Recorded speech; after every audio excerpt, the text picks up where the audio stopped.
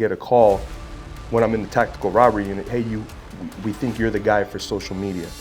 I think the ultimate bullies are these people that are putting a gun in somebody's face, taking their chain, absolutely, making them feel like nothing, hitting them with a gun, going into somebody's house, breaking into somebody's house, stealing their items. You know, I got into law enforcement. I didn't like bullies. I don't like bullies. So in police it's hard, right? Because you go to sad scenes, right? But you have to be the calm. You have to be the calm. I understand that. I go back my life and I can think about everything that happened.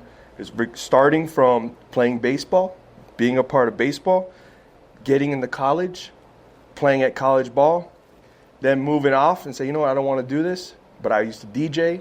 I had a podcast back in the day. I used to love video and all that stuff. I did stand-up comedy. I did all that stuff. That's awesome. So, but I needed to do that. Right. I wouldn't say I did. I succeeded on some of the things to a certain point. Like I won a contest. I was on the radio for DJing and like little things. I won a contest for stand-up comedy, but I never went that route. Right. Decided to become a police officer. It was all the sum of its parts, right? Decided to become a police officer. I said, you know what? Let me be a police officer. Let me forget this because this is what I want to do now. 2-3 years into the career, that started coming back because you'll never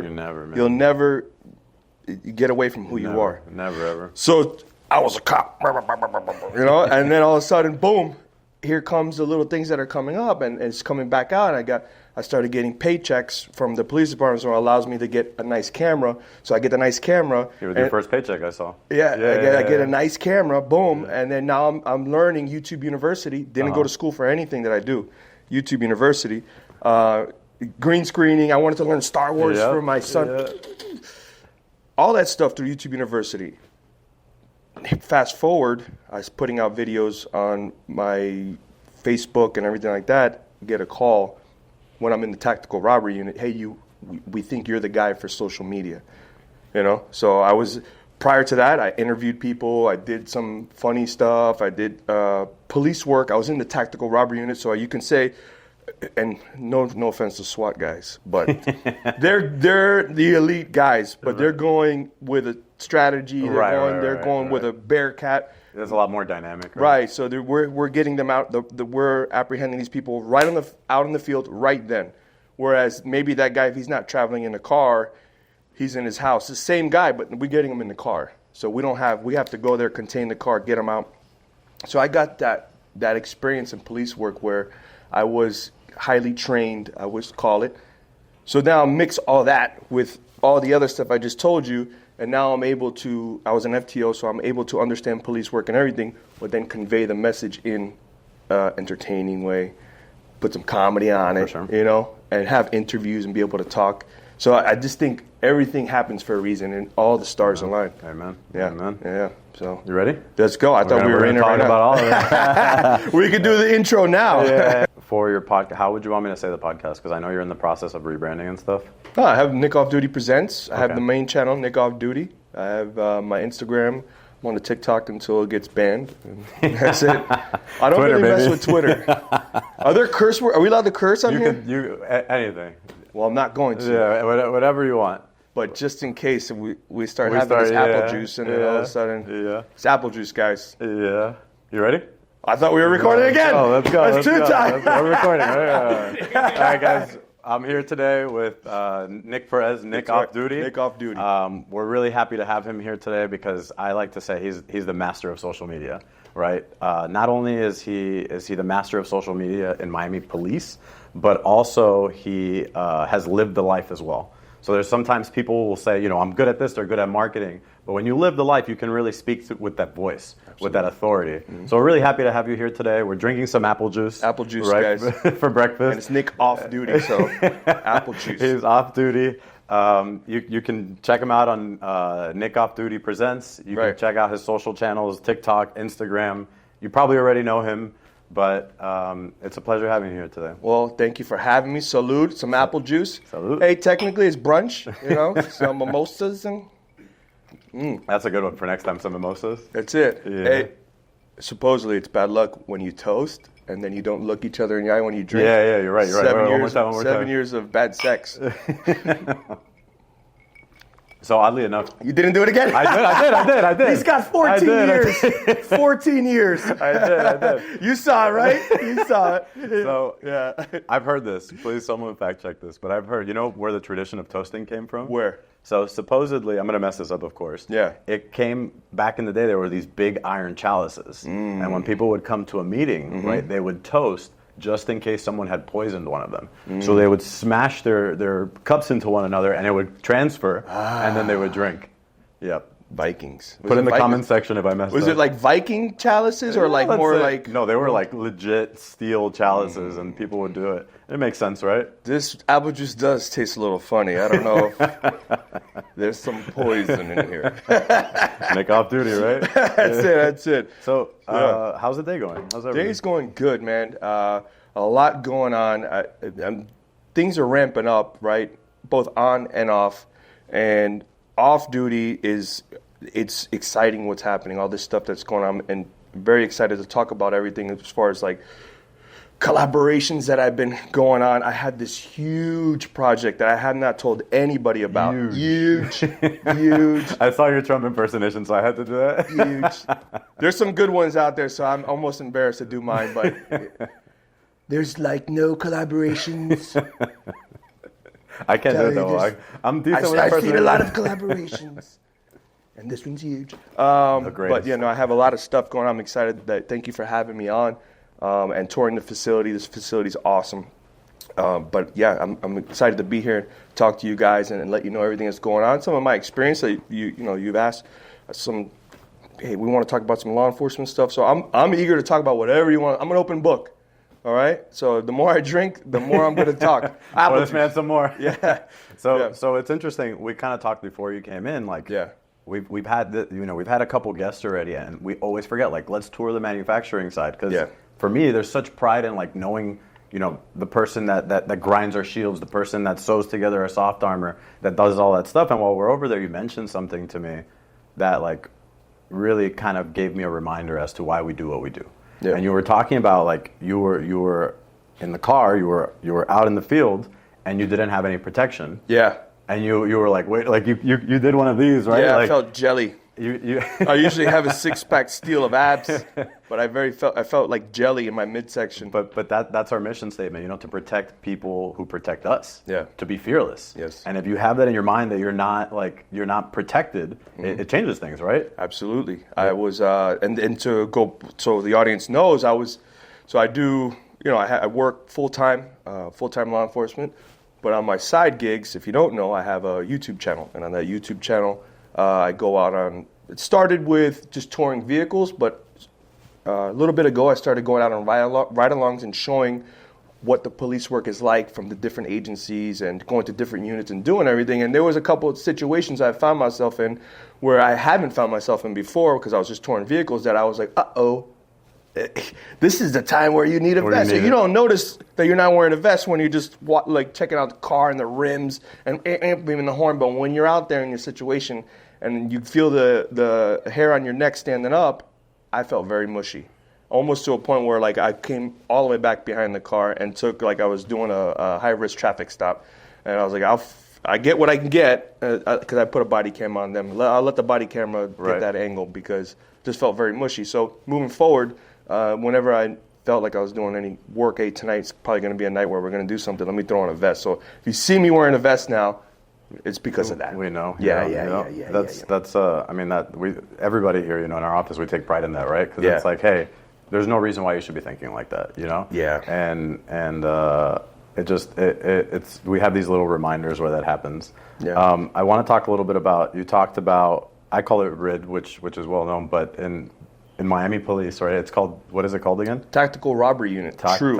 True. RID stands for Robbery Intervention Detail, and then True is the Tactical Robbery Unit. I think we have a better name, just saying. No bias. Tactical Robbery Unit? No bias. Bro. But that's like a very dynamic nature, right? Like, yeah. So that's it's high speed. where people are going to be like, oh, it's not high speed, because, you know, you get the SWAT guys like, no, it's high speed when you're going in close quarter CQB. By the way, they all do this. I've never, who holds a gun like this? I've never seen where there's a handle on the side. Who holds a gun like this? Am I right? Everyone does so it. I went in there and walk around. You know, I moved up, went high port, then went back to low port, and they do this, right? And they have this little, I like that hand motion. They got a little crank where they do that. Yeah, dude, you know, I went out there, so. It's so much so that it made me wonder, like, do I not know how to use a ripple? Because everybody's walking perfectly. If you're perfectly. not flipping that thing like that, then you're not SWAT, brother.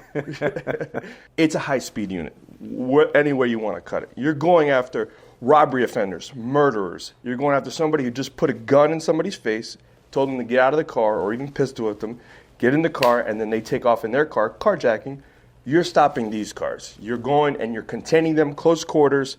You're doing it from a vehicle. You don't know if they have the firearm still in there. A lot of times they do, right? So, and you're going up there. It's coordinated effort where you have several units out and they're doing proactive work, right? Either you're working up somebody that you know lives in this area, the car's pinging in this area, let's go. Or other days you don't have that intel and you're just out proactively stopping cars that match bolo descriptions. So when you stop these guys, it's a team effort. However, you're out in the field, you know, you don't have as much intel as maybe somebody from SWAT where they're got Google Maps and they're doing, hey, this is our mission, we're going to go here, we have a team there. The building, they know the entrance, exit. Exactly. So teamwork is a huge thing out there. And I would consider tactical robbery as a high-speed unit. It was when I started, we didn't have tactical robbery unit when I started our agency. We got it maybe 2 years after I was on, but I saw RID, and I was out working in Liberty City, and I saw them in action, and I was like, whoa, I want to do that. I want to be those guys. That's what I want to do, you know, because everyone comes in, they want to do SWAT, and shout out to the SWAT guys, my brothers out there, and they're hardcore, and that school is no joke. But that wasn't my thing, right? I got yelled at in the academy, and I got smoked in the academy. I'm like, I'm not trying to do that again. Times 10 every day. Yeah, no. And those guys are squared away. But when I saw RID, I was like, man, I want to do that. And we didn't have it, but we did have a couple people detached. So RID, since they're county-wide, they'll go to different agencies, and they'll have maybe 2 officers from Miami Gardens or North Miami, and they'll be a part of their component. So there was a chance for me to be there. So I was like, I'm going to do my work here, and I'm going to look for robbery vehicles, stolen vehicles, things that they do, and try to build up my resume. And then 2 years later, we get True. So then I was lucky enough to go there and had great experience there. And it was in that unit that we were tacked out, right? A little beard, kind of like more like you. Have a little beard. Well, but it was a clean-shaven department at that moment. But I had a little beard, tacked out. Yeah, all black. That changes things. Rental car, Dodge Charger. My favorite car was actually a Camry, Toyota Camry. Believe it or not, believe it or not, That was comfortable. Man, you had a minivan, don't lie. They have minivans too, so it's all kinds of. I've seen it. So I get a call. They're like, "Hey, you want to do social media?" I'm like, "Social media, bro? Do you understand? I'm in it. I made it. Mama, I made it. I made it. Well, I wanted to say, like, there's such beauty in saying, like, I want to do that. Yeah. And the next thing you know, like, you're wearing it. And I'm living it, right? That's it. That's how I tell you, sitting in this chair, that I envisioned everything that I've accomplished. That having that foresight and just what is it called when you see it and you believe it and then it comes and it happens. I'm stuck on the word here. It's early. I haven't had enough apple juice. You know what it is. Come on, man. Everyone talks about it. Self-fulfilling prophecy. Affirmation and. Man, you guys help me out in the comments, but it's basically, you see yourself in there, right? Yeah. And then everything just aligns. Everything will align and things will happen. So just anyone out there, man, just go after it. I suggest just go after it because everything that's happening to me now, I saw it. But you put in all the work, though, right? Because people are like, I want to be this, and then they wait around for it. No one's going to save you. Okay, listen. No one's going to save you.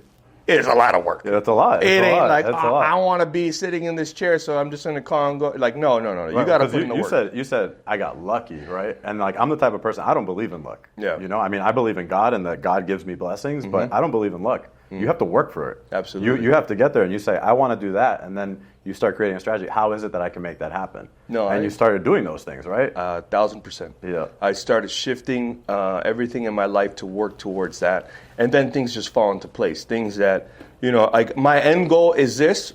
In the meantime, I'm going to smash these goals. And I'm going to put my head down, work real hard. And then eventually I look up and I'm there. Wow, I got here.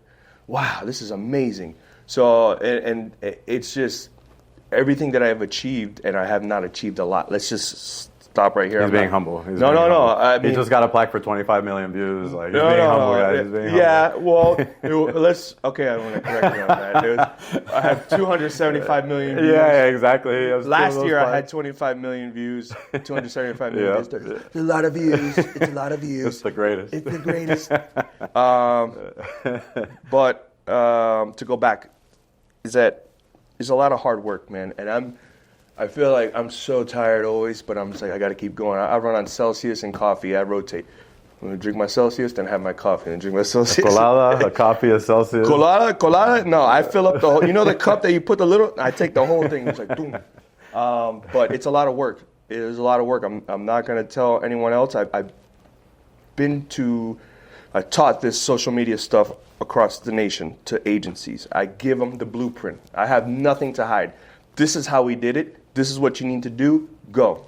That's about the consistency, the discipline, I mean, you got to make it fun too, right?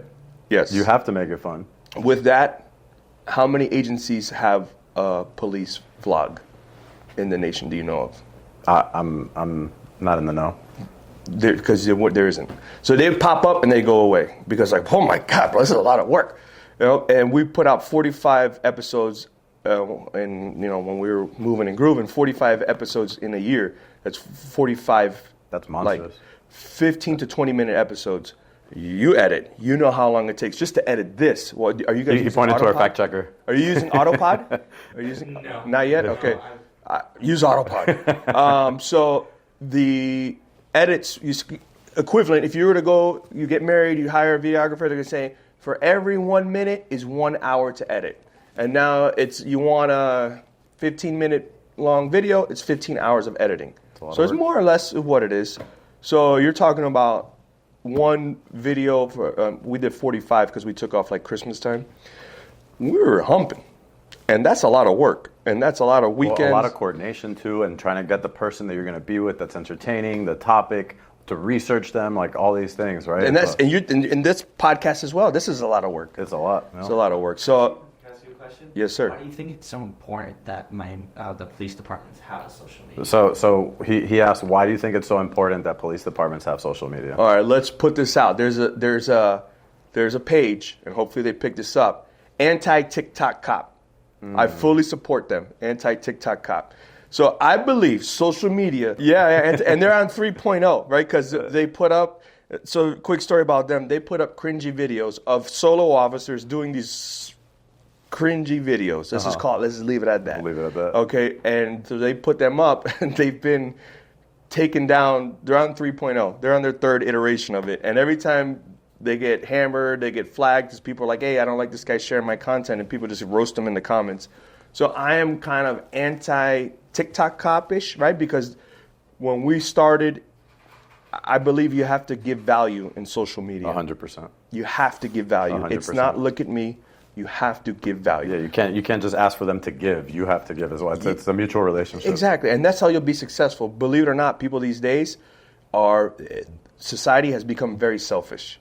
What can you do for me? It's not back in the day when there used to be like Hollywood famous stars or stuff like that, where it was just all about them. Let's do, the life of the rich and famous. No one wants to see that anymore. Yep. Because I don't like that anymore. Yeah. I don't. Tell me something I can learn about. So everything's I look at me. Look what I had for lunch. Look at this. Look at this. So if you have to give value to somebody in order for them to let you in.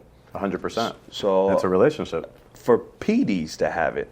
For police departments to have social media is extremely important on several levels. Yes, sir. And I can tell you all the levels. All right, let's just start at one of the residual effects that we had was recruitment. 12 hours, in 12 hours, we received 1,000 applicants. And we had to stop because after 1,000 applicants, we can't accept because it's just hard to process. You have 4 or 5 people trying to process 1,000 applicants. It's right. Overwhelming. So 1,000 applicants in 12 hours is unheard of. So with that, people are like, man, that was an awesome video that you did because we put out a recruitment video. And then 12 hours later, 1,000. But it wasn't a recruitment video. It's not. No matter how badass you make a video, it's not that. We've been marketing our agency since 2015 on the vlogs. People get an insight to what what we're about. I want to test that because one of our coworkers said, I've been watching him since high school. Mm-hmm. So it's been a thing for a long while. He's now 38 years old. That boy's old. He has a walker out there.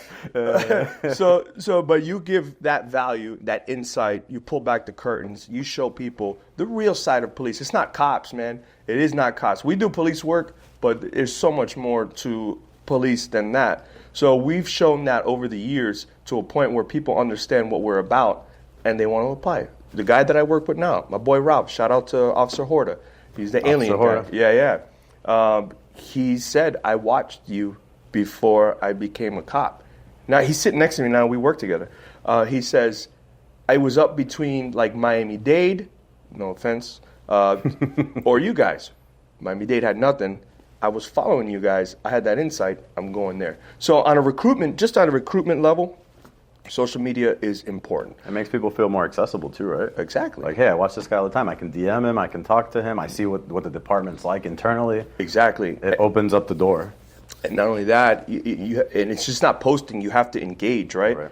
Because back in the day, what was your favorite show? Do you know? My favorite show? Yeah, like when you were growing up as a kid. With humans in it. With humans? Like a real show? Yeah, not like Transformers. Oh, I was going to say Magic School Bus. I really got into a long time ago, Weeds. You remember that show? Weeds, no. Weeds or Breaking Bad. It's always someone doing something bad. Oh, okay. But as a kid, you were watching that? No. As a kid. What's going on here? As a kid, I don't remember watching I was really into cartoons for a long time. All right. Like The Simpsons, All right. So what if you met Bart Simpson, or Bart Simpson wrote you, like you talked to Bart Simpson, and Bart Simpson hit you back, right? There's a level of, that's absolutely huge when it comes to social media. I forget his name. Shout out to 38-year-old used to watch me in high school. Gio, that's right, Gio. So imagine now I'm Bart Simpson to Gio, right? So and I write back to him. He's like, whoa! Absolutely. So that's where the power of social media. These kids now are not growing up on TV. They don't watch TV. I felt it when we told Gio, hey, like Nick's coming. His face lit up, and he's like, he's coming, really? Because they don't. We used to watch cartoons. They don't watch it. They watch YouTube. Mm-hmm. That's what they grew up on. Mm-hmm. And we realized that, right? We knew the target audience was on YouTube. The higher ups, they've bought in. They're like, whatever you guys, if that's what you say. Right, because the audience we needed to reach was not the tainted audience already. We wanted to reach the ones that were fresh. They haven't been tainted yet. Hey, this is what we're doing. This is the real police work. Whatever you're about to hear, because shortly after it got really heated in that time when we started the unit.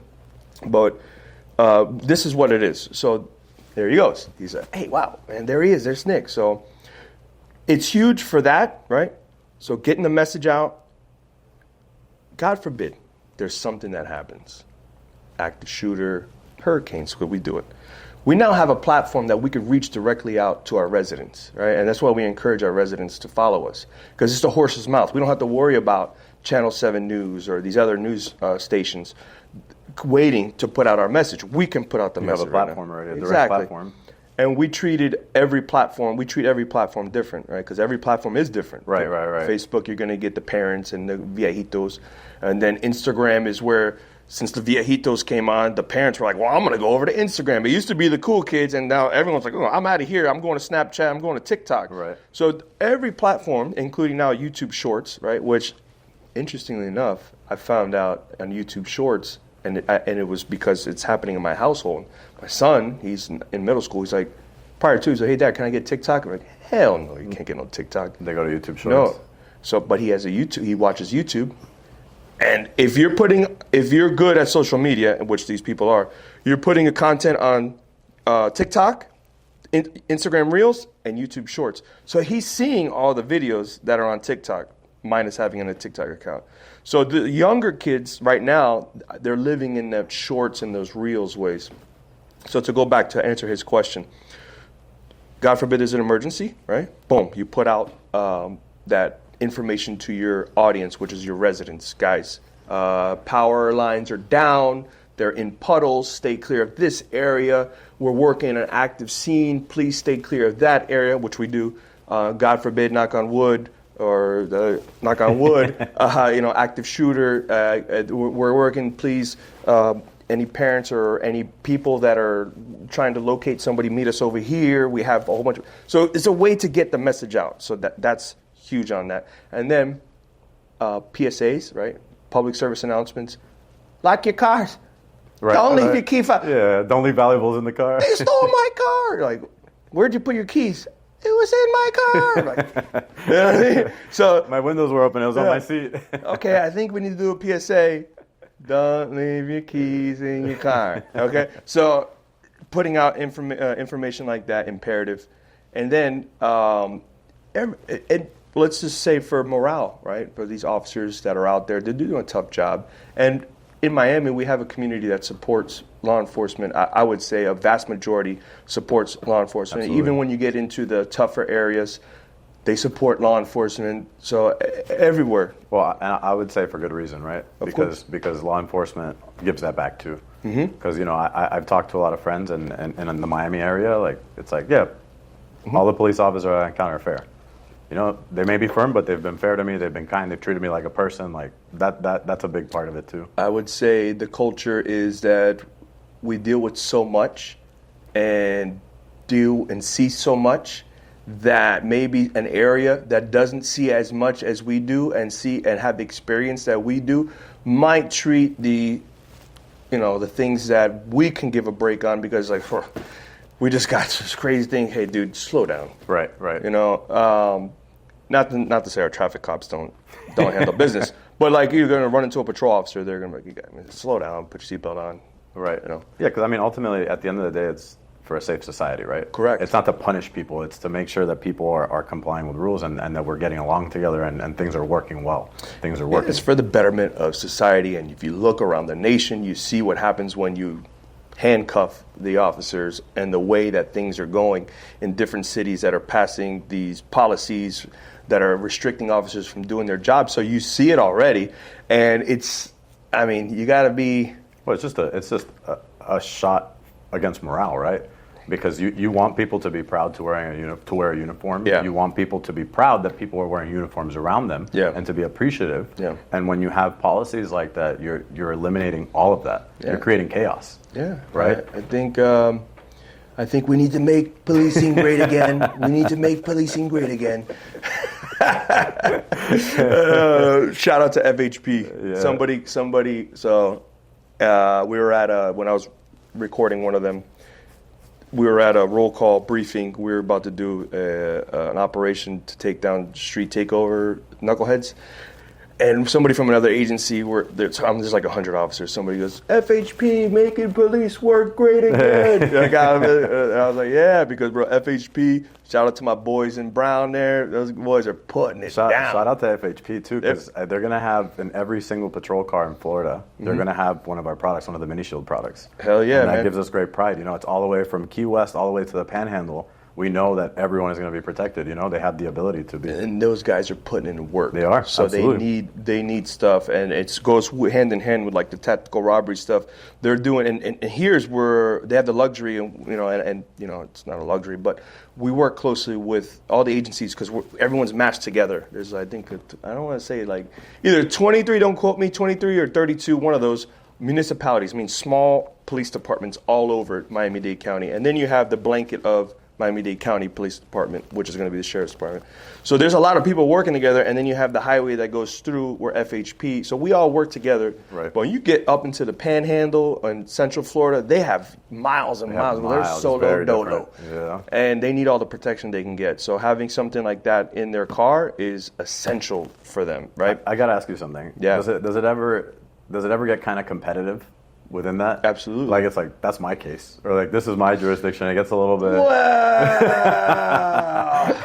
I always hear about it, so I figured I'd ask. let's just say that FHP are the best at doing accident reports. So if there's an accident, we're like, bro, you got this. You got this.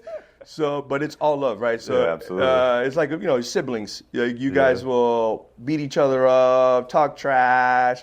It's all good. Your you brothers, it's all your brothers good. at the end of the day. Boom.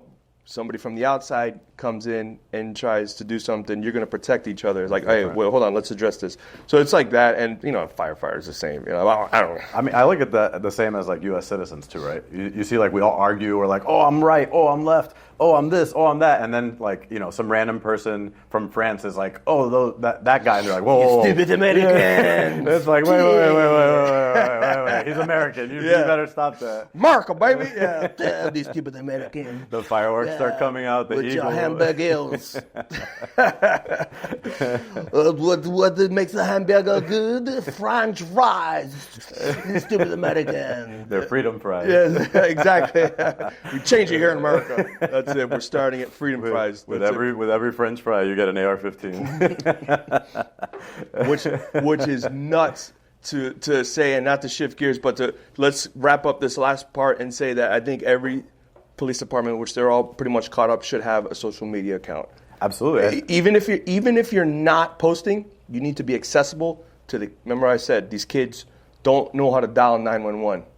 Quick, what's the number to 911? Like hit them on the DMs. Yeah, believe it or not, we are there and we get DMs. I need your help everywhere. Hey, this, what can I do? Yeah, and so absolutely, because that's how that's how they communicate. It's a channel. That's how they communicate. Absolutely. They don't know how to do this. So you talked about that, right? Yeah. Like, you've talked about that you've given blueprints to people, right, in order to become a bigger platform, right? Mm-hmm. What's a way for a police department that's watching to start something like that? Okay, so everything's ever changing, right? Absolutely. So, and I try to stay ahead of the curve. I'm always looking at the trends, and I'm always trying to figure out what it is, right? So the message never changes. So yes, TikTok is a way to go, but we're not going to be doing TikTok dances. No. Although, it started like that, it has completely changed to where it's like a legit platform. Yeah. They're trying to get to like YouTube status where they're putting on 10-minute videos and everything. Right, the long form. Yeah. So the way to go is just watch the trends, right? Take the same message, put it in the package that is trending, right? So if it's a TikTok trend, and we do it all the time, we'll look at something and say, okay, this is something that everyone's watching. Let's put it on there. Let's get ahead of this and put it to where they're consuming it, how they're consuming it. So reels, right? We went away from 3-minute long PSAs. We'll do part 1, part 2, part 3. So we're going to give it to you in smaller doses because people more easily digestible. People want more. Right. They're doing this. Right. They're doing more frequent. Yeah, they're doing this. Their lizard brains are out. They can't. They don't have attention. So quick hook in the front. That a pet peeve of mine. It's like This whole long. This police department. Hi, I'm Officer Perez, and it's like the '90s commercial. Bro, it's like you lost me, bro. You lost me. Enough of this. Well, swipe. I have to say, you do an outstanding job of packaging something that's entertaining. Yeah. And that's professional. And the hardest part about it, it's a very thin line between that and being cringy, right? That's a super hard line because how do you keep this, professional persona while it's still entertaining and relatable? Yeah. But it's not something that's like, dude, this is very cringy. And there's a workaround. You could completely identify and lean into that this is cringy, right? And you bypass that border. And you're leveraging that. I'm so far cringy that there's, I'm doing this on purpose. Right, so right. there is a line. You're absolutely right. You got to know what moves the people, right? And what's going to be funny, because you could watch something like that's not going to be good, you know. And then you got to go all the way past cringe to like a whole new level where like, okay, he's just doing this on purpose. And that could really have a large impact for a while. Yeah. If someone remembers something that's cringy and it goes viral, all of a sudden it's like, oh, that police department, it's tough. It's tough. Yeah. That's why we get approached to do things, and I'm just like, I don't know if that's going to work. I'm sure you have moments where you're sleeping or you're showering, you're like, this is what I'm going to do next. Showering. Right? The shower. You guys seen the Bob Ross one? Bob. That was like the big moment, right? No, man. There's so many moments. The one that. But I'm saying they're like, we trust you on this, but you're taking the fall on this Bob Ross thing, right? I remember you mentioned that. Yes, no, definitely. So to put it back, we have the what's the big art thing? Art Basel. Don't say basil, please. Please don't. Basil. Art Basel. Basil's what you cook with. Okay, so Art Basel comes, and the year prior to, we did a video, and nothing changed from that year to this year. They're like, no, we want a new video. And I was like, well, we could just regurgitate this. We're in the middle. I'm trying to get this episode for YouTube out, and we're in the middle. No, you're going to do a new, okay, all right, we'll film it tomorrow. So I go home, kind of a little irked that we have to do it, right? But it is what it is, you know? And then I'm in the shower. I'm just like, I see it. I knew it. It's the shower moment. They're getting Bob Ross. You make me do it. Now I'm gonna do it. This pretty little palm tree. For people that don't know that are watching, Bob Ross was this like really famous artist that was on PBS, and all the kids knew him, all the adults knew him, and he was just so calm and peaceful. And he's like, I'm going to paint this little palm tree. And he got super famous off of painting things live. Yeah. Or and not live, but on the show. His commentary is like, this pretty little bird. So nice. And he's so peaceful. And then the brush hitting the thing as he's like. And the best part was, like, I watched that as like a 10-year-old, and I'm like, I could be a master painter. Yeah. Right? He made it look so easy, and he's talking you through this. You're like, oh, I could definitely do this. That's not the case. Bob Ross, legend. Shout out to the legend. So we went with Bob. We delivered the package what I was talking about, right? We had the same message, but we put it in a package of, some humor, right? And there was a little bit of, hey, we're going to offend the art community, and I'm like, nah, this is like so far, right, that again we passed it, and they're going to be like, and they loved it. Everybody loved it. Radio stations, news stations, local people, they shared it. Shout out to the Power 96. They're the ones that Power 96. Power 96. The love hour. That's right. So it was good. That was a good one. So I've heard talking about getting cringe. Yeah. It's the apple juice. Yeah, it was the apple juice. I lost my train of thought. Where were we Well, at? it was the shower thoughts, right? We were talking Shower about Bob thoughts. Ross. We were talking about how that was like something. Shower, driving, shower, pooping. That's where all the magic happens. where all the good thoughts come in. That's it.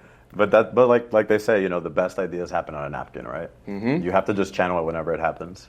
Man, I want to get this right. Alex Rizzo and Al Palacios. Mm-hmm.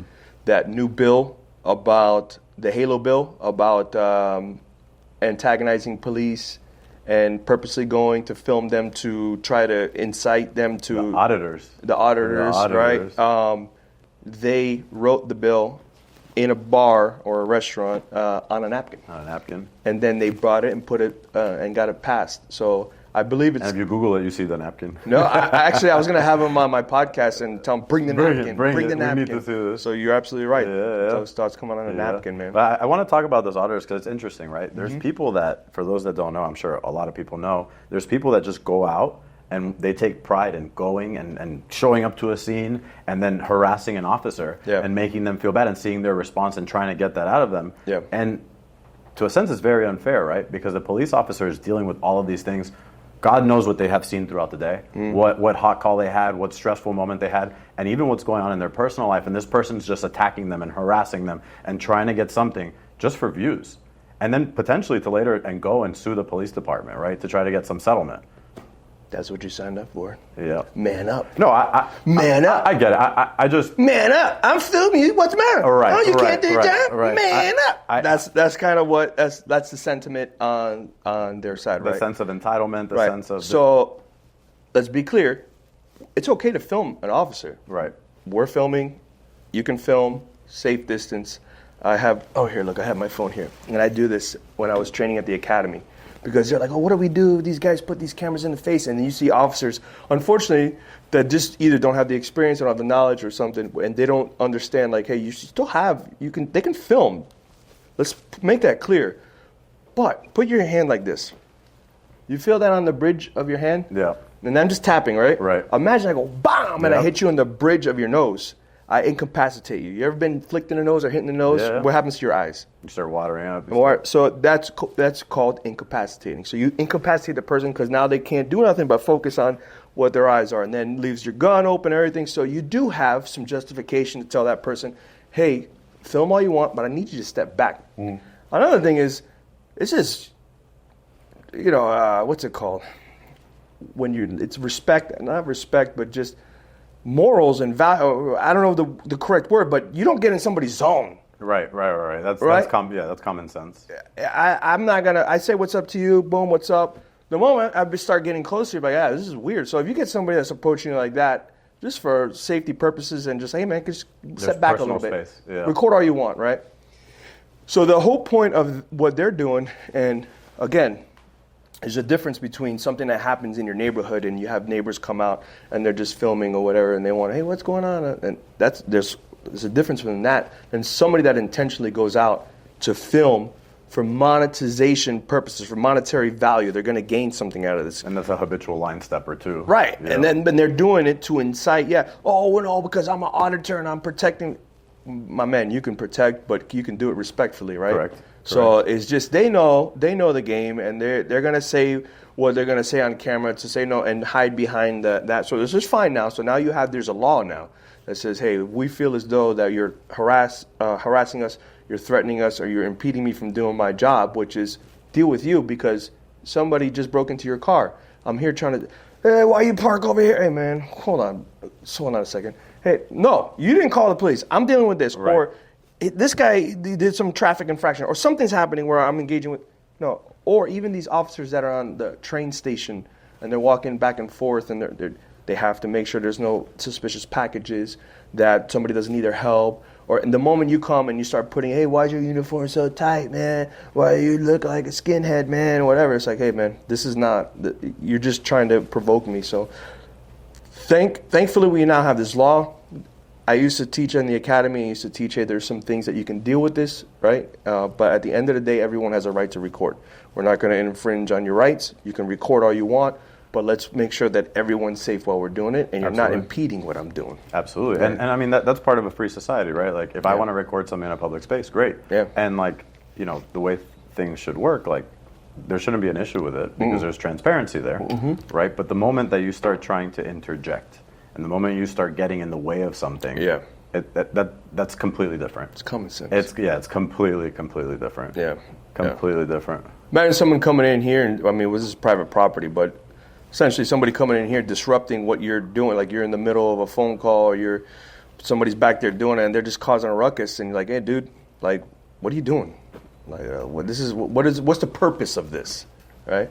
So I always wanted to have somebody on my podcast that is like that. An auditor? An auditor on and kind of pick their brain. What's the deal? I would be willing to bet that they wouldn't take it. I think they would. You think so? Yeah, I think they would. And there might be some.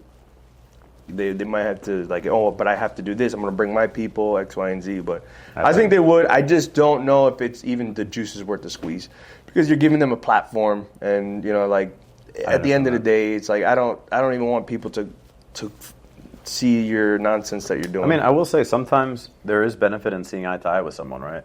Because perhaps, and I'm just speaking out of a whim here, perhaps something had happened to them at some point in their life where they've made that their mission, right? And they have this confirmation bias every time they come across something. And they're like, no, absolutely, like, this is the way it is. Yeah. And they sit down with someone and they understand, like, there's a human in front of me. Yeah. There's someone that actually wants to, like, make society safe and better. Have you ever met somebody that you can't persuade? That you hope that they're a flower, but they're always going to be a rock? Yep. Sometimes they're just a rock. Yep. I say that when some people get hemmed up on trying to persuade somebody to think a certain way, and you see it on Facebook. But if you're trying, look, rocks have purposes too. You can line your garden. just don't water the rock. Nothing's gonna happen. You know what I mean? Don't waste your Well, water. Yeah, at that point, you becoming a rock, right? 'Cause Exactly. It's like, oh, this rock's gonna grow, like, dude. Exactly. So, you know, it just, to me, I got so much going on that we haven't even touched on yet on the outside that I wouldn't even. I don't think the juice is worth the squeeze. It's worth it. It's worth it. But if you guys want to see me go toe to toe, Let's go. Let me know. you know, a funny thing with me, I take pride in knowing that I can solve most issues in conversation. Mm-hmm. You know, and there are times where man to man, where I've been like respectful and I try to hold true to that, and another person has been very disrespectful to me. It's like, hey, listen, like, this is the way it is, and they'll be very disrespectful, and it just gets to a point where that's not the solution anymore.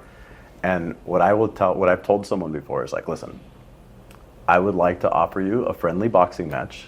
We'll sell tickets and we'll raise money for charity. You know? Oh, man. We'll have rules. Yeah. You know, we'll hug after. I'll buy you a beer. Yeah. But it's getting to the point where this disrespect needs to stop. So let's have a friendly boxing match. Let's raise money. I know plenty of people that would pay to watch us fight, and then it changes things. You know, and then it's not. You know, I'm saying this as a fighter, right? Like I have some time in jiu-jitsu. I have some time in Muay Thai.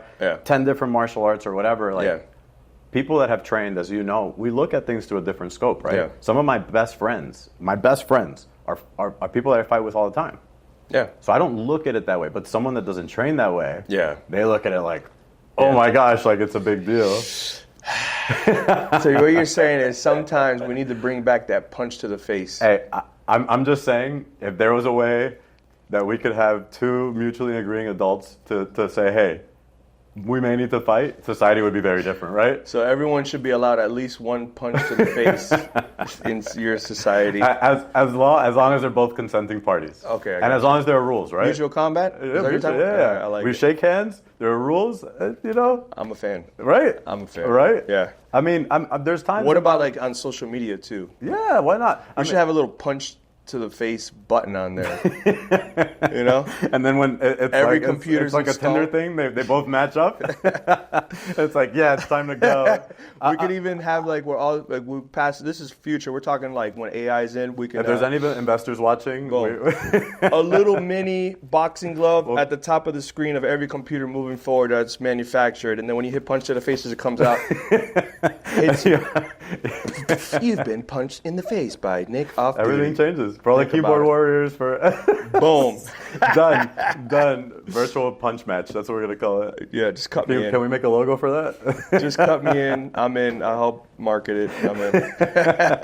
I think things would change. You know, we could do it. You know, like in the churrasco restaurants where they have the red and green. Yes. We'll have a button, and if both parties are green, boom, punch. You take a picture. That's a signed contract. Ship it out. I can't give this stuff up for free. Hey, listen. Sometimes life's fixes are the most obvious solution, right? Oh man, I love it. I'm in it. Hey, you guys weren't kidding. It gets a little toasty in here. It does get toasty. That's all right. This apple juice is cool. We do it for you guys so you can hear good audio. Yeah. They cut the AC. So, I used to have my... Here's where the hard part of the interview happens. You know, when it starts getting hot, you start sweating. It's like hot ones. Yeah, that's it. It's hot ones. Welcome to the hot seat, hot seat, hot seat. Yeah. We actually have a seat warmer in there. That would be good. Did you ever play a game like when I would go in my buddy's car? Yes. I used to live in Gainesville. Absolutely. And then you would sneak and you would turn on their seat warmer. And then all of a sudden like, oh, why is it so hot in here? I used to do that all the time. Start moving, you're watching. That was me. That was me. Okay, so let's just put it out there. It may or may not have happened. Is this exclusive? It may or may not have happened. I could just be making this up. Okay. Probably not. Okay. But it would be good when, because it's hot in Florida, so everyone runs their AC, and we have the ability to leave our car running on a quick call if you got to jump out, whatever. Keep the AC cool. You go in there and turn on the heater. So when they get back in, like, whoa, whoa, hot boxing. So yeah, you know, I have to say, I've talked with a lot of people as far as like mental health for police officers, right? Yeah. And EMS and fire. Yeah. And I've talked to a lot of people within the field, and one coping mechanism is jokes. Yes. Right, where you have this crazy incident that happened, Yeah. like your mind is blown, and then you go back and you're enjoying coffee together, and then someone says like stuff like some crazy joke, Yeah. and then everybody kind of laughs at it and everything. Yeah. But I think that's also like a healthy part of the social media channel, right? Like where you Absolutely. can kind of just laugh at things. You have to. You have to. You have to You because have to. that's a natural emotion that people have, right? To be always in one mindset and showing yourself as one. And I think we're getting away from it, from policing a little bit, but to always show yourself, but don't do drugs, blah, blah. Well, nobody talks like that. So show the real. Like we laugh, we cry, we get mad, you know, things happen, and you have to react human, right? So us being able to show that, especially with the stuff that we do, is important. That's why people gravitate and they relate, right? They're relatable. Absolutely, Like, hey, absolutely. Nick just looks like that. He's a cop. That guy's a cop. I could be a cop. You know. So it's like, so you get that value out of just being yourself, right? If I was like, this guy's fake. That's not how he really is. I want to see him for real. And then people appreciate that, and then take your flaws, right? When we mess up, we say it, and then they take you for like, no, I believe what they're saying. That's part of the accountability part, right? Yeah. Which is huge. Yeah. You know, you discuss that a lot in leadership. I want to say one of our previous podcasts, we had JC on, JC Preyeza, and he talked about like going to a funeral, and on the side of police, everybody was standing like this. Yeah. Nobody was sad. They had just lost a brother. Yeah. You know, and on the civilian side, everybody's weeping, everybody's crying, everybody. Yeah. And he goes up to people and he literally says, "This sucks, right? Mm-hmm. This is awful, isn't it? This is sad. This makes me want to cry." And that goes into what you're saying, like to feel. Yeah. To feel, and that helps with the relation. It helps to be relatable too, right? Yeah, absolutely. Because like if I see you laugh, you know, and we joke around and we're boys and whatever, Yeah. and you know, I could still have respect for you, and I see that you cry. It's like, yeah, I mean, I cry too. You know, I feel things too. So I don't cry. You don't cry? I believe that. I just kidding. Your tears cure cancer, like you said about Chuck Norris? No.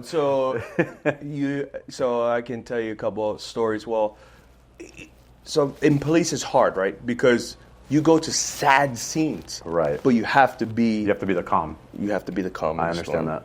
So there's when do you show it? When can you release it?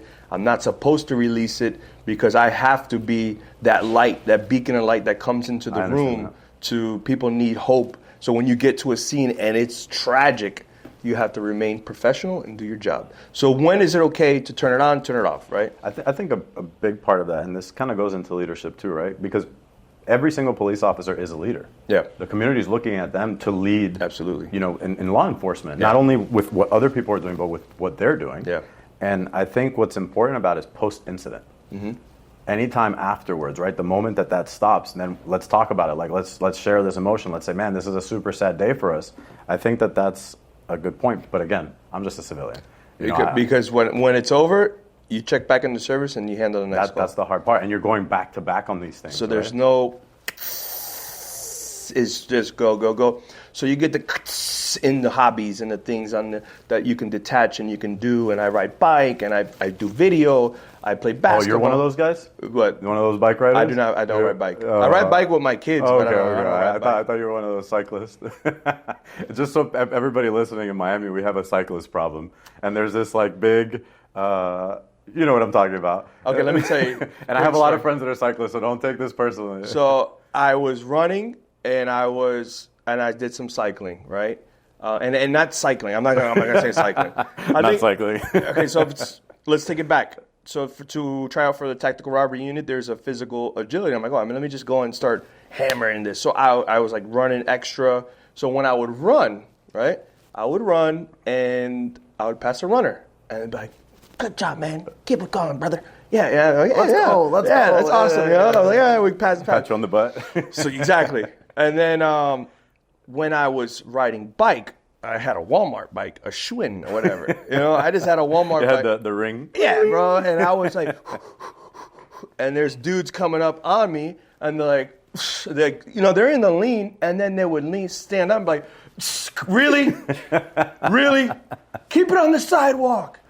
Bro, and I'm like, what? Going by in their $20,000 bike, Yeah, $20,000 bike. Yeah. Keep it on the sidewalk. I'm like, really, bro? Because, all right, I had my son's baby, seat on the back, whatever. He wasn't in it. But I was, so they were a little bit of a-holes. Yeah. And it was just those guys that rode by me. I'm not saying all, right? We can't paint a brush. No, but there kind of is a culture of that here. If it walks like a duck, quacks like a duck, could be a cyclist. I'm just saying. There's a famous bridge here, the Key Biscayne Bridge, and that's where they're known. Like, they'll ride 30 deep and take up all lanes, and you're going 10 miles an hour behind them. And I serve and protect everyone equally. I can't. No, they're good. They're good. I know some cyclists. I know some cyclists. But they transform though, because I've met a lot of them, and when they're walking around, they're great people. But the moment they get on the steed, they change totally. No more comments on this. They put on those shades. They got that super nice helmet, and they change. I don't know, man. I guess they turn into Tron. I don't know. It's tough enough already in Miami just to be near the roadway, and then you put people on doing cycling, and the problem is that they bleed into the other lanes, so they're just like road hogging it everywhere, like they're on Harleys, Hell's Angels in Miami, Yeah, brother. Exactly. It's like, all right, move it over, and then what about let's if you're gonna do that, wake up at 4.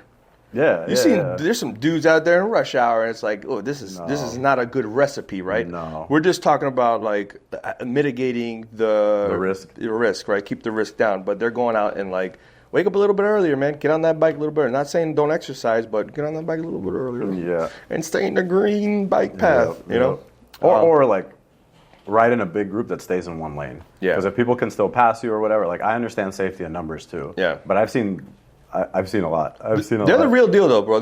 They ever rode bike like that? Yes. It's. I was training for a triathlon and I rode bike like that, and it's real. It's the real deal. One of my buddy Jimmy is like the state champion. Has been like first, second, and third place for his age division, and he's a good guy. He's not like that. Yeah. But he knows. He knows. Yeah. Yeah. And so again, one bad apple, or like 100 bad apples out of 105 people. They ruined the bunch.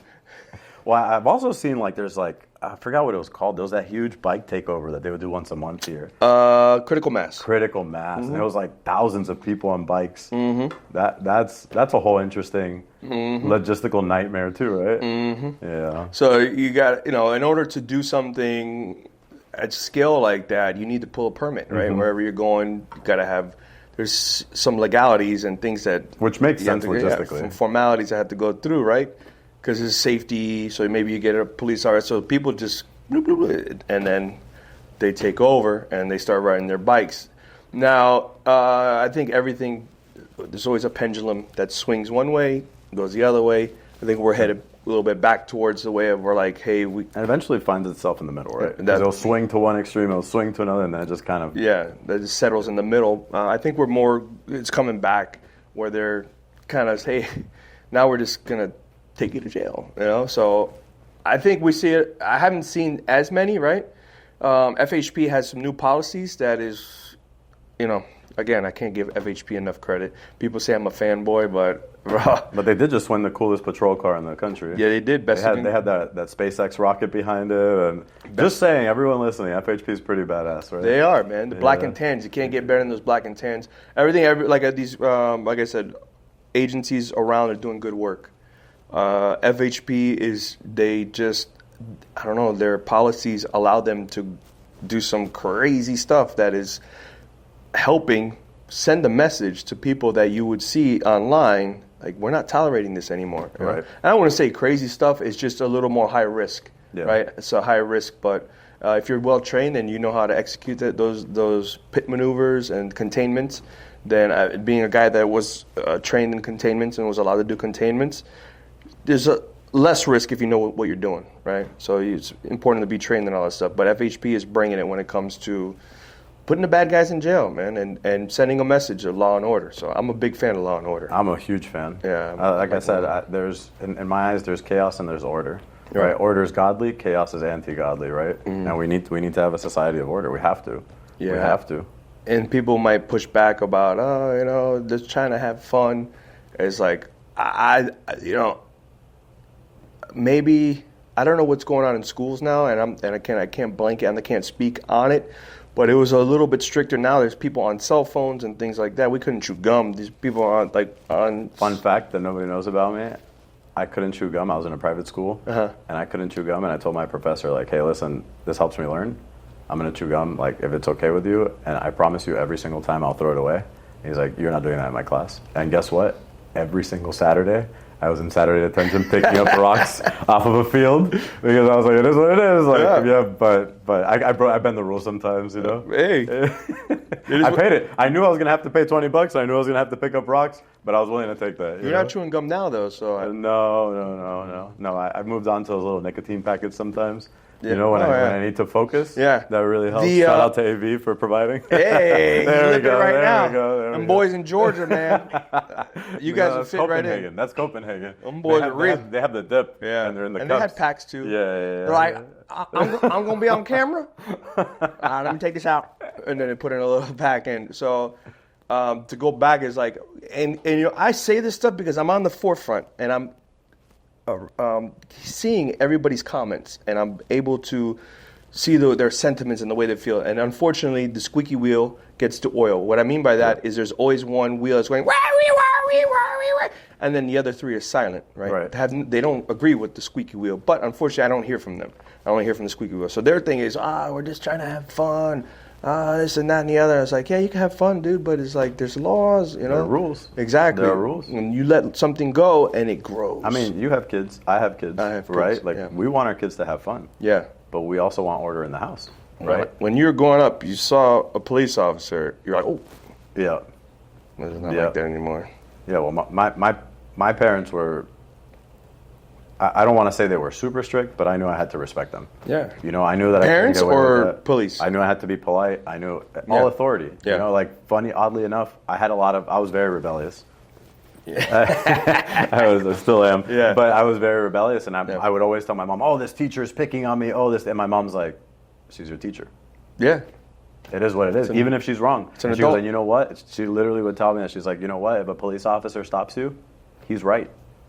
He's right." Mm-hmm. And she goes, and then after you talk to a judge, but that moment you're respectful, you deal with what you have to, and then after you go to a judge and a judge decides if they were right or wrong, right? That's but you have to respect the authority in front of you.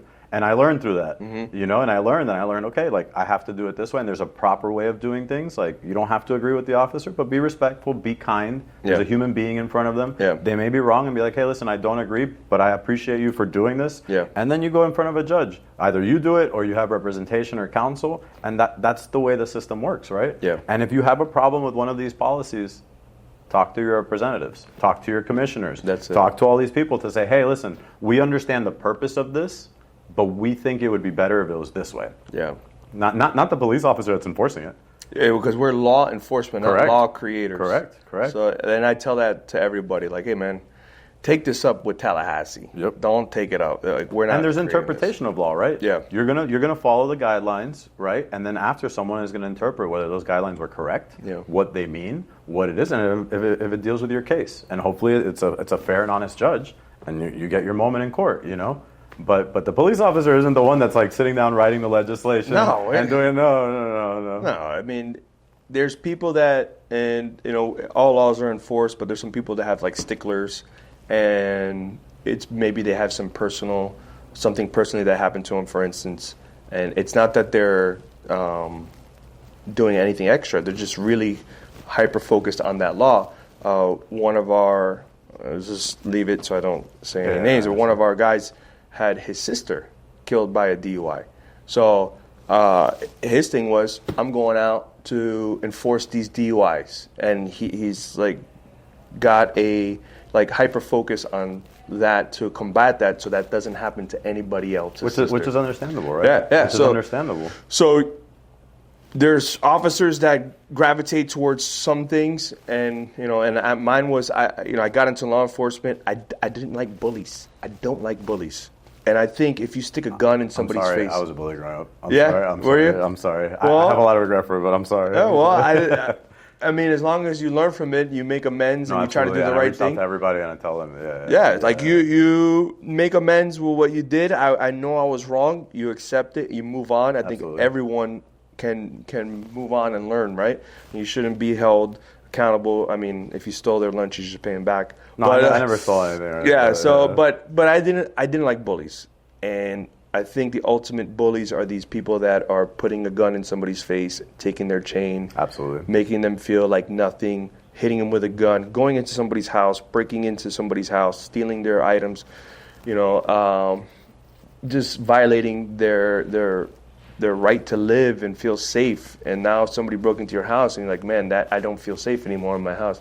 So those bullies, that was my... Which is unacceptable in an orderly society. Yeah. That's completely unacceptable. That was my... that's what I gravitated towards. Some people gravitate towards like community policing and they want to get back to... And that's okay, because law enforcement is not just one thing. There's so many things that you can do. There's so many hats that we wear. And it just so happens as that. And then this came around where I was like, the shoe fits, Cinderella. So the shoe fits, and I was like, you know what? I looked at my patch, said 1896. Nothing like this has ever happened in the history of this department. I'm going to take the leap, shave my beard. I looked like I had no chin. And I went, you're a totally different person. Like, and then I started social media, and it was the best thing that ever happened to me. Since then, been around the nation teaching and also doing ride-alongs, showcasing other agencies. I pretty much took what I did here, and then I expanded it on a broader scale around the nation, right? And the mission is tell the good story that's not being told. Absolutely. Show the good work that's not being shown, and meet these good people that are not being met by the world. Give them, what you say, a platform, and showcase them the way that I can, the way that I have been gifted to entertain and showcase and tell a cool story. But it's all not about me. It's about whoever that's sitting. They're the show. I'm just a host, and I'm just using and I would say talent, right, to forward that mission. And that's what I've been doing, and it's been very rewarding, right? And not monetarily, because I'm not getting, but believe it or not, YouTube doesn't pay that much money. So I make money, not as much as I'm making as a police officer, but I make money, and it's helps me. I'm pretty much at zero. Right, because it helps you feed more of that. Exactly, I'm pretty much at zero. And you know what? It's okay. One day some stuff pops, and that's it, and that's a wrap, and I'm living comfortable. But it's a grind. I love it. I'm doing full time. I'm out doing stuff. People, like somebody just told me the other day at work. One of my boys, shout out to Gio. Gio. Yeah. So he's watching the stuff that I'm doing, and he's like, and I don't think I've cursed yet, but he's like, "Holy shit, man! You're doing a lot of work. I just realized it today, bro. You leave here, you do that over there." He's from New York. I was gonna say he's from New York, right? And he doesn't talk like. I just told him I love impersonating you, and you sound nothing like him. It's just I'm over here, you're over there. It's just good, and he cracks up at it too. That's my boy. But he said, "Man, you do a lot of work," and I'm like, "Yeah, you know what?" I sat back and went, "Yeah, you know what? I do." And I recently turned 40 about a year ago, and I look back. Wait, your birthday's coming up? October. Oh, okay. Happy early birthday. Thank you. I look back and I was like, let me see what the hell I did, because I have not looked back. You, like you said, you were head down. Head down. Getting to that point. Where am I at? And I look back. I said, wow, I've been a lot of places. It's nowhere near do I feel accomplished at all. I'm like, I suck. I need to get better. I need to do this. I need to get bigger. I need to get better. More. I need to get better at what I do. I watch my videos like 100 times, not because I'm a fan of what I do. It's because I need to get better. To get better, refine it. How could I have made this better? What did I miss? How did I mess up? So that's it. That's my mindset, man. I'm going to watch this podcast. Hey, man, I need to get back on. Watch it like 2,000 times, please. So yeah. But, hey, bro, I need to get back on. I need to get better. Let's do it. Me too. Yeah. I have, I need to come back. I have a huge thing. And I'm looking at your guys' operation, and I'm like, this is big. This is good. I really appreciate, and you told me how you grew from one place into like this big complex, and I'm not going to say too much about it, but it's big, and I appreciate the growth, and I have something that is revolutionary that is coming to, let's just call it, for police recruiting. I'm developing an app. Nice. I'm about, I would say, 2 months out from launch. Let's go. It is going to, there's nothing out there like it, and it's so good. I was the first police vlogger in the world for a police agency. Groundbreaking. Never been done before. People have come and gone, but I did it. I got a plaque to prove it. You can search now YouTube. We haven't posted a lot, but YouTube, we were #1 in the world. I think Israel moved up, given what happened over there. They were actually documenting a little bit on YouTube. So they moved up past us, but we were sitting #1. And then China is behind us. And we're just talking about Miami. We're not talking about United States. Right. So we're competing with countries, right? Countries. So first YouTube vlogger in the world, groundbreaking, had the foresight to do this stuff. This thing coming up now is, I would say, on the scale of that. That has nobody's ever seen it. I put a lot of thought. I got a team behind me. They're like, do not say too much. Yeah, they're like, if you're going to go on, you could talk about, don't say too much. And I was like, okay, I'm not going to. Preserve the IP. I have not told anybody, right? But there are signs, Easter eggs. Oh. Police jobs. Easter eggs. You can look at my microphones on my podcast. Easter eggs. Police jobs. Little subtle things. You're going to go back, watch those Marvel episodes. It was there the whole time. I love if you go back, there's little things that I hide in my videos and things that are like. That's part of your success, man, the details. It's it. If you go back, you'll be able to track a lot of things that happen. But I want to say whatever we can do to support it, Yeah, I'll be back when we launch. Afterwards, let's talk about it too, please. If I tell you that we have, and maybe don't disclose too much, man. Remember, and I'm just saying that, and I just want to, because I can say it's great, right?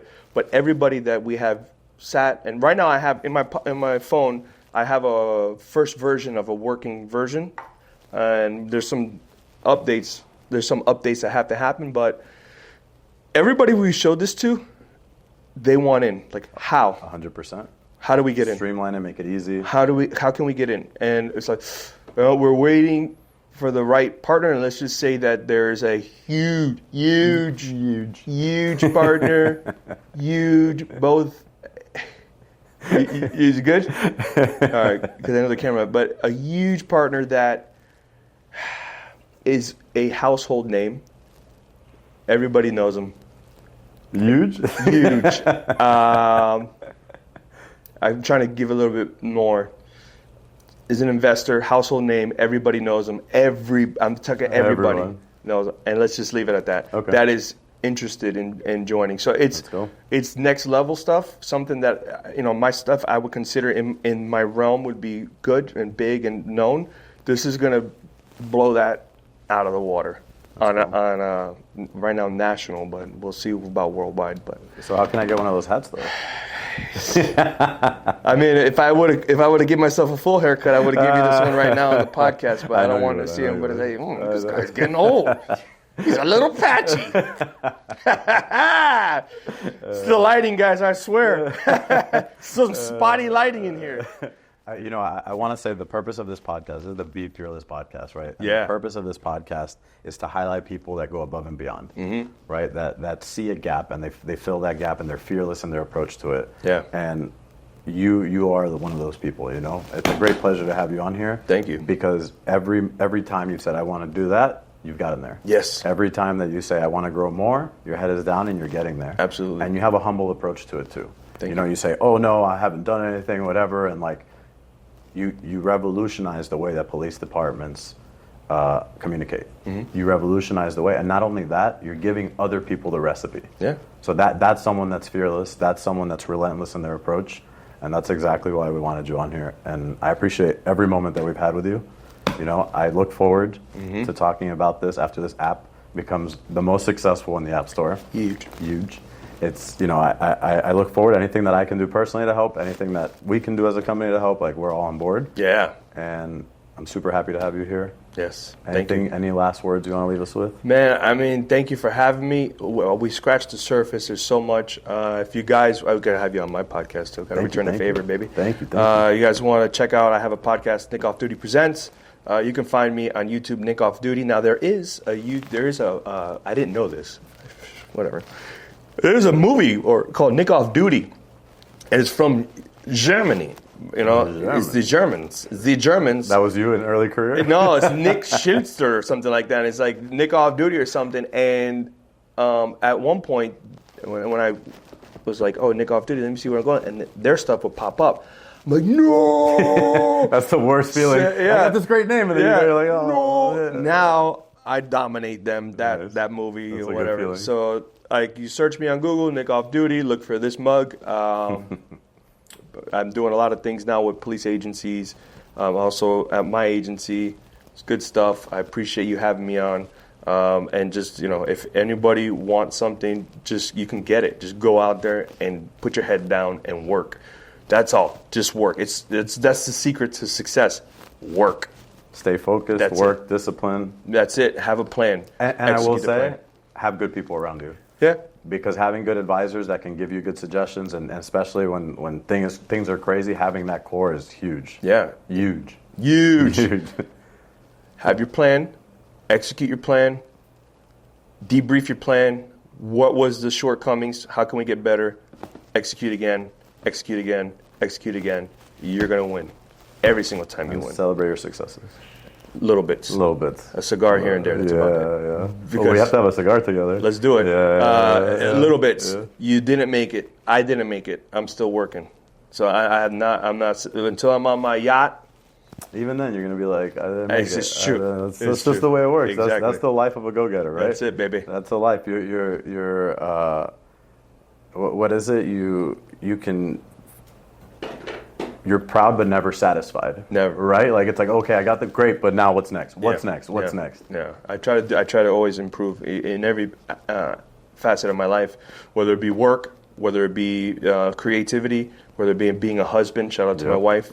A father. I always try to get better. I always tell my wife, I'm always looking at, man, you know what? I need to start, again, reading more to my daughter at night. And because my son is now 14, and like, where the hell did time go? So it's like, I have a window. I need to continue to do it. Yeah, because you get tied up, because success, you got to be driven, but you can't forget what is most important, and that's family. Yes, sir. So that's number one for me, is like my family. I look at it, and we'll leave it at this.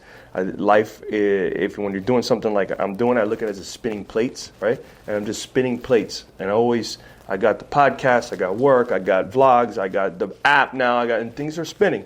But that family plate starts wobbling, and you lose it, everything falls. Yep. Nothing else matters.